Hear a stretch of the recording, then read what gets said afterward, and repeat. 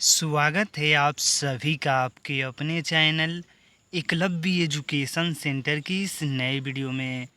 दोस्तों, आज की इस वीडियो में हम यह जानने का प्रयास करेंगे कि नवंबर के महीने में आलू की खेती करने का सही रणनीति क्या है, और इसके साथ साथ यह भी जान लेंगे कि आलू की खेती करने के लिए हम कौन कौन सी बातों पर विशेष ध्यान दें, जिससे जो हमारा आलू का पौधा है वह जल्दी से ग्रोथ कर सके और हमें ज़्यादा से ज़्यादा लाभ देने में सक्षम हो सके।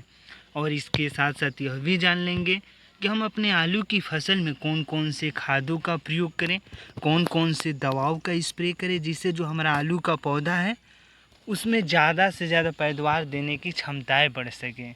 अर्थात आलू की खेती करने से जुड़े एक एक बिंदु पर हम विस्तार से जानकारी प्राप्त करने की कोशिश करेंगे इस बेहद ही महत्वपूर्ण वीडियो में।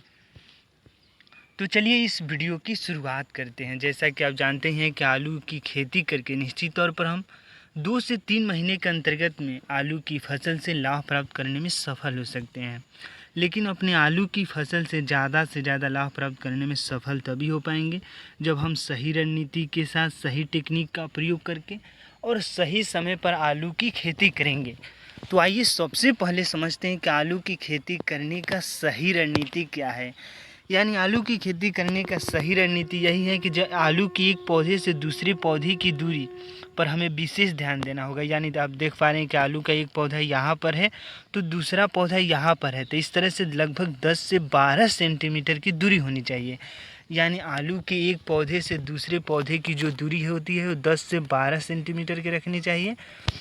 और इसके साथ साथ जैसे हम आलू की अगर बातें करते हैं कि इसमें हम कौन कौन से खादों का प्रयोग करें बुआई के समय, तो हमें आलू की बुआई के समय अगर सड़े हुए गोबर का खाद प्रयोग कर देते हैं तो निश्चित तौर पर हमें अन्य खादों की आवश्यकता ही नहीं पड़ेगी, क्योंकि सड़े हुए गोबर के खाद में लगभग सभी प्रकार के न्यूट्रिएंट पाए जाते हैं। और सड़े हुए गोबर के खाद से जो हमारा आलू का पौधा है उसमें ज़्यादा से ज़्यादा पैदावार देने की क्षमताएँ रहती है। तो इस तरह से हम सड़े हुए गोबर का खाद प्रयोग कर सकते हैं।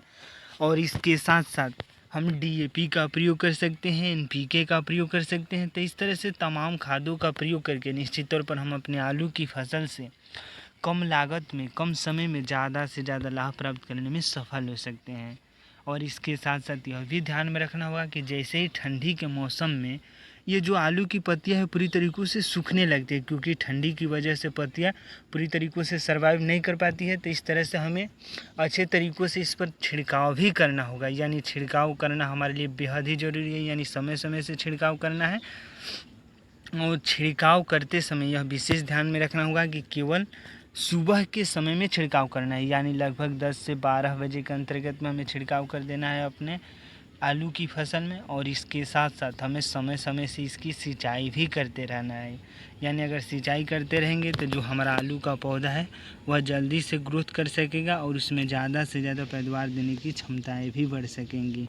तो इस तरह से सही रणनीति यही है कि पहले हमें अच्छे तरीक़ों से सही समय पर सही रणनीति के साथ आलू की खेती करना है, और उसके बाद हमें अच्छे तरीक़ों से उसमें खादों का भी प्रयोग करते रहना है। इसके साथ सिंचाई करना है और स्प्रे भी करते रहना है। अगर इन तमाम प्रयोगों को करते हैं अपने आलू की खेती करने के दौरान, तो हमें पूरा भरोसा है कि आप अपने आलू की फसल से ज़्यादा लाभ प्राप्त करने में सफल हो सकते हैं। तो आज की इस बेहद ही महत्वपूर्ण वीडियो में बस इतना ही। अगर आप हमारे चैनल के साथ नए जुड़े हैं और वीडियो अच्छा लग रहा है, कुछ सीख पा रहे हैं इस वीडियो के माध्यम से, तो हमारे चैनल को कर दीजिए सब्सक्राइब, ताकि हमारे द्वारा अपलोड किया गया हर वीडियो आपके पास सबसे पहले पहुंच जाए। और हम तथा हमारी टीम भी उत्साहित महसूस करें कि आपको नवंबर के महीने में आलू की खेती करने से जुड़े सही जानकारी देने में हम थोड़ा सा भी सफल हो रहे हैं। तो हमें दीजिए इजाज़त। धन्यवाद। Thank you.